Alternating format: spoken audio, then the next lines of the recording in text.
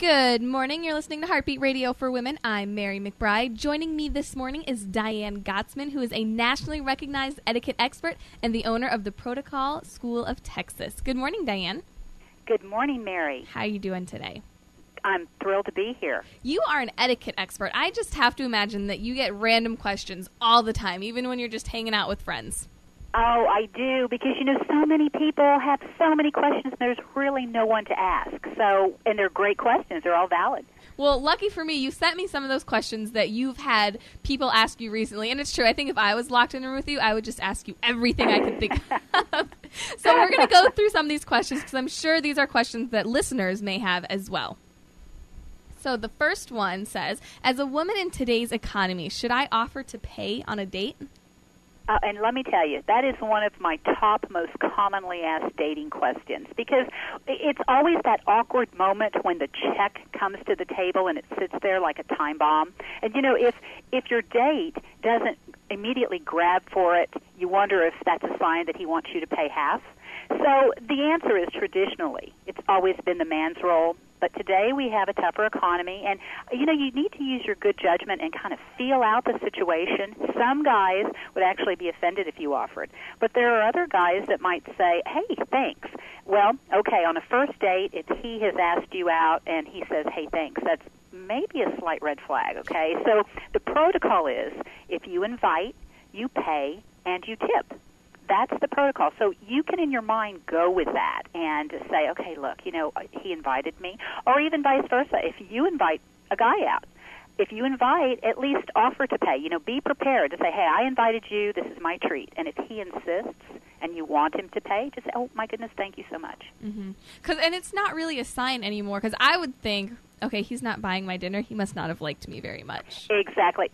It is the subtle messages that we send, and that's what etiquette is all about. It's what we do, how we act. It's not about please and thank yous. We know how to be nice, but it's about the subtleties that we really need to pay attention to. Mm-hmm. And it is kind of an indicator that he may not like me that much. He wants me to pay my half. Or maybe we're just friends.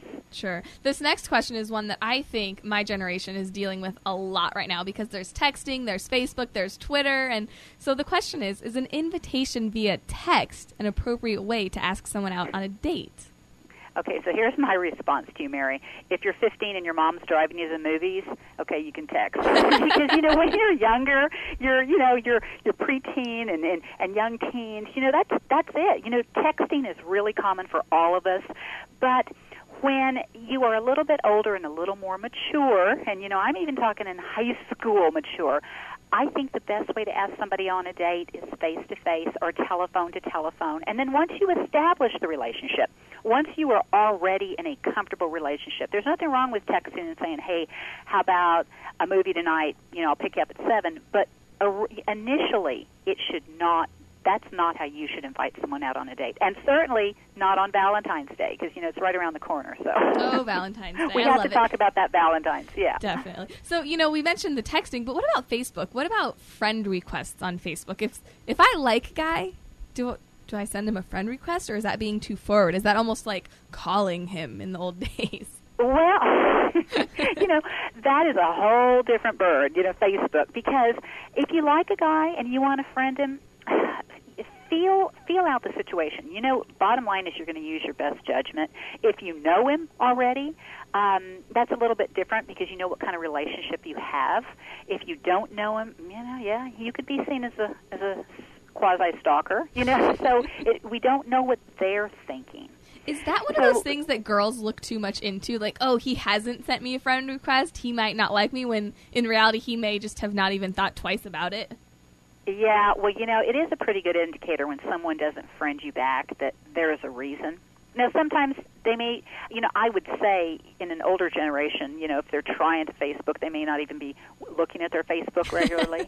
But the bottom line, is when you're in younger generations, everybody Facebooks and everybody looks at their Facebook. And so if they have not responded to your request, it's probably a pretty good indicator that something's going on. Well, and what if they don't initiate the friend request?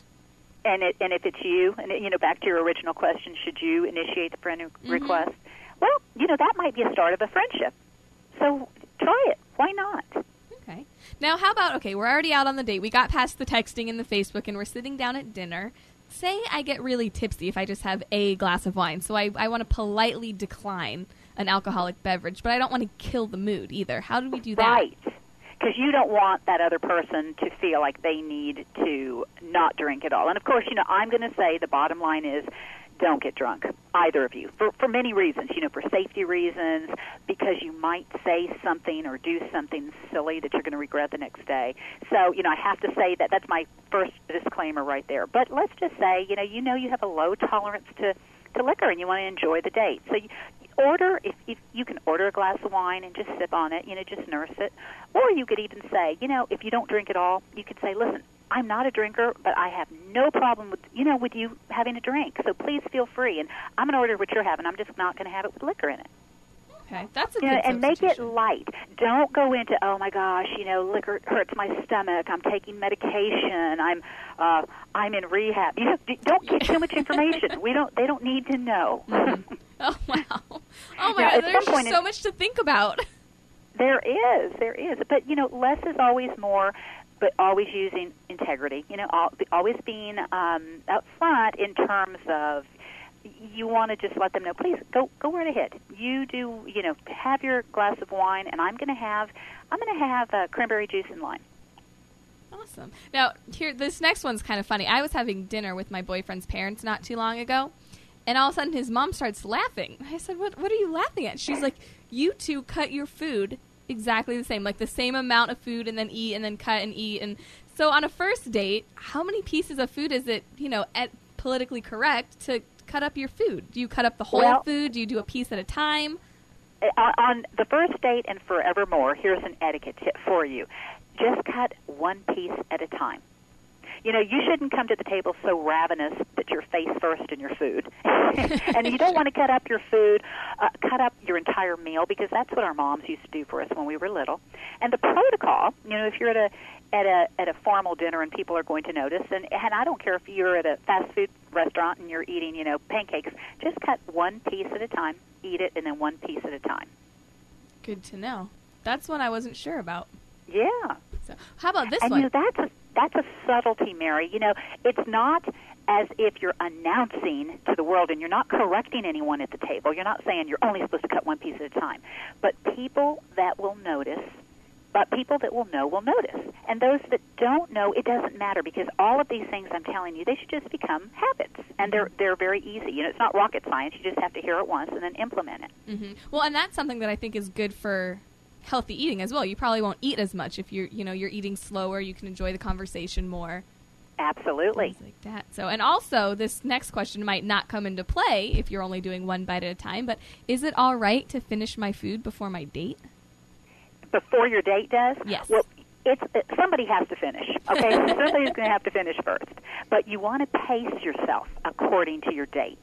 In other words, you don't want to eat all your food and he or she, if it's the guy, you don't want to leave them where they have just started their salad. So, you want to make conversation, but you want to pace yourself. If you notice that you are eating really slow, I often hear, well, gosh, I'm such a slow eater.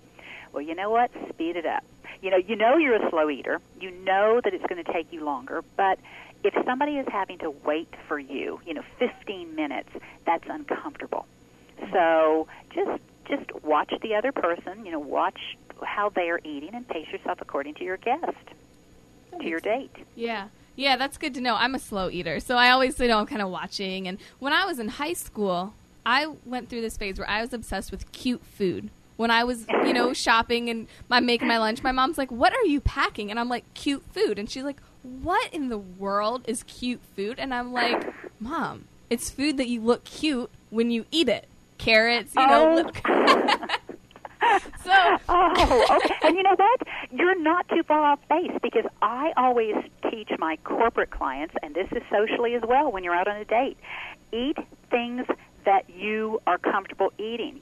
No one looks attractive wearing a bib, or, with their face all greasy with barbecue sauce, or gnawing on an ear of corn. So you want to select foods that you are that are easy to eat, and in your case, that make you look cute. That's what you were talking about. That was in high school. I picked that up. Right. But, it's a good way of thinking, and that's indirectly a protocol tip. Eat foods that are not going to be distracting. Order chicken but without a bone. Order a chicken breast instead of a chicken leg, in other words. Right, absolutely. So in today's society, there's cell phones everywhere you look. Can you politely accept a call during a date, a meal, even a business meeting? Here I'm going to be real firm with this one, and then I'm going to get a little softer. The first response would be absolutely not. If you're out on a date, why do you want to accept another call from somebody else? Now, that said, there are emergencies that happen. So, bring your phone, put it on vibrate, or if you're waiting for an important call, if you're at a business meeting, let's say, because, we all work, we have corporate lives. Sometimes we have to take that call. But if you have to take the call, you already know you're waiting for a call, so you're going to tell, even your date, you're going to say, listen, so-and-so is, a dear friend of mine is in the hospital. I'm waiting for an update. If I get this call, I just want to let you know I'm going to take it, but I'll be very brief. So let them know. But generally speaking, when you're out on a date, you don't want to start taking phone calls, and you certainly don't want to text. And, keep that for another time, and pay attention to the person across the table from you. Mm-hmm. And with the texting, there's no way to text without the other person noticing. It doesn't matter how low you hold it under the table. They still know what you're doing. It is absolutely obvious, and we think that we're not being seen, but we are. And it's very, very tempting to just see who's texting you. But, the message that you're sending is the person across from you is not as important as the person that you're texting or waiting to see waiting to hear from. Mm-hmm. So that's why if you're not waiting for anybody, if there's not an emergency, don't even be tempted. Leave that cell phone in the car under the seat so nobody takes that fancy, fancy phone. Well, so that's one interruption during a date. What about going to the restroom during a meal? Is that okay? Is that almost expected to go powder your nose? I mean, you see it in the movies. Does it happen in real life? Right, exactly. And timing is everything. If you have to go, you have to go. But you'd like to time it so you're not going in the middle of your entree, because then what happens, it looks like something your stomach is hurting. You just had a bad piece of fish. So, you always think about that message you're sending. But yes, that's normal. If you have to leave the table temporarily to go to the ladies' room, you want to excuse yourself without saying, I have to go, and then tell them where you're going and what you're going to do. Just say, excuse me. Just please excuse me. You stand up, you put your napkin on your chair. That's where you place your napkin. You don't put it up on the table until the end of the meal. So you place your napkin on your chair, you push your chair in, and you leave. Then you come back, put your napkin back on your lap. So yes, you can excuse yourself during the meal, but you'd like to time it before the entree comes, or perhaps right before the dessert, so you can put your lipstick on, your lip gloss on, your new MAC product, or whatever you're powder your face. Sure. And never, ever, never use a toothpick at the table. When you leave, no one looks attractive with a stick hanging out of their teeth. Now, is that for girls and guys? Absolutely. If you feel like there's something in your teeth, excuse yourself and go to the restroom. I believe it. So here's another one. And you said you got asked this question 3 different times in one evening by different people, and that is, are there rules for speed dating? Okay, there must have been a speed dating convention because in one night, and again, I go out to social events, to corporate events, and in this one particular night, this was a corporate event, and I was asked about speed dating. So there are some rules for speed dating, and they're very similar to regular dating. If you're going out to meet someone, and this is kind of a fun way to do it, a speed date, you might want to take a friend with you. Don't hang out with your friend once you're there. You already know your friend. But arrive on time. You would do that at a regular date. Dress nice, but not easy, okay? You're sending a message, and you know what I mean by easy. Mm-hmm. You don't want to be too provocative, because then you're going to send the wrong message, perhaps. Right. Give them your real name. Mm-hmm. If you're going to go and do this, and even if you're out and you are meeting different people, don't give them a fake name. That's too hard to recover from. Be prepared with short questions. Don't eat a smelly meal. You don't want to eat tuna and then go out on a date or go to a speed dating event. don't look nervous. There's just all kinds of things that go along with the speed dating that are similar to a regular date. Be gracious. Even if that person isn't a fit for you, be pleasant, be nice, say thank you. You never know when you're going to run into them again with a really hot boyfriend. Yeah, friend. It could be your boyfriend. Sure. Wow. So there's so many rules and things. I mean, there's internet dating, there's, blind dates, there's so much. And here's one that I kind of wonder about because, I've been with my boyfriend for 4 years, so I haven't had a first date in a while. So what are the rules these days for kissing on the first date? Oh, that's another commonly asked question. And the rules, rules are rules. What the rules were years ago would have been absolutely not. They were still wearing gloves and that was Victorian times. Mm-hmm. But today, you have to think about your own comfort level, how long you've known that person. Did the date go well? There's all of these factors to consider. So if you're a guy, let's say, because guys, they're usually the one to initiate it, and I say usually, the girls do too. They have this fear of rejection. Well, how did the date go throughout the date? If it was a miserable date and she was looking out the window most of the time, going in for a kiss isn't going to be the best idea. But if y'all are talking about future dates and things you liked and you were both laughing, and, it's how you both feel, what the chemistry was during that date.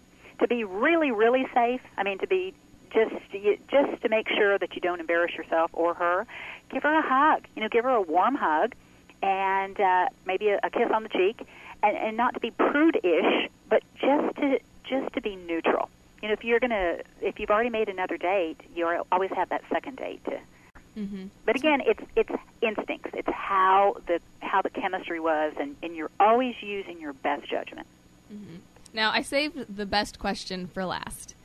And because you're an etiquette expert, I'm going to take your word for whatever your answer is to this one. Uh-oh. So, okay. I don't know what it is. And it's funny because I went through this 4 years ago. But the question is, how can I tell my boyfriend that he needs to change his status on Facebook? Oh, wow. Okay. Well, if your boyfriend, and I know we're not talking about you, but I'm going to use you as an example, okay. Mary. So if you've been dating your boyfriend for 4 years and he still has very available on his status, that would not be okay. Red flag. So let's say, you guys have been dating, a couple has been dating for a little while, and you've changed your status to available, or not available, in a relationship, and you notice that he has a different status. You might just say, because, sometimes people don't think, you could just kind of make a light joke, a light comment, and say, hey, I noticed that your status still says available. Are you trying to tell me something? And, make light of it. But I would address it, because that, again, could be a signal of something else. So, if you're approaching it, but you're not coming across as aggressive or angry, I think that's the best way. Honesty is the best policy. Just put it out there, because if he has available, if he has still looking, and you have, almost married on yours, y'all are not in the same place. Right. That's so. And I think that's what I did too. I remember being like, "Hey, I saw on Facebook that you're single. You want to go out sometime?" And he's like, "Oh, love it! Perfect." He looked at me and he's like, "What are you talking about?" He's like, "It doesn't say on Facebook if I'm single or not." And I'm like, "Yeah, it does." And he's like, "I don't know how to use Facebook." And so in my case, he didn't even know. It wasn't. And so he changed it. But Absolutely. You give them the benefit of the doubt. And we do have to remember, even people who use social media, it's a science. And, we all don't really know every single ins and outs of how to use it. So, and like you said, he didn't know. He didn't know how to do it. Yeah, exactly. He didn't even know it was on there, so it works out well for me. Right. Didn't know that it was on there. That's right. That's right. This has been such great information. Where can our listeners go if they want more information from you? They can go to my website, which is www.protocolschooloftexas.com, or go to my blog at www.dianegottsman.com. Wonderful. Diane, thank you so much for joining me this morning. My pleasure, Mary. Let's do this again. Absolutely. Stay tuned. You're listening to Heartbeat Radio for Women.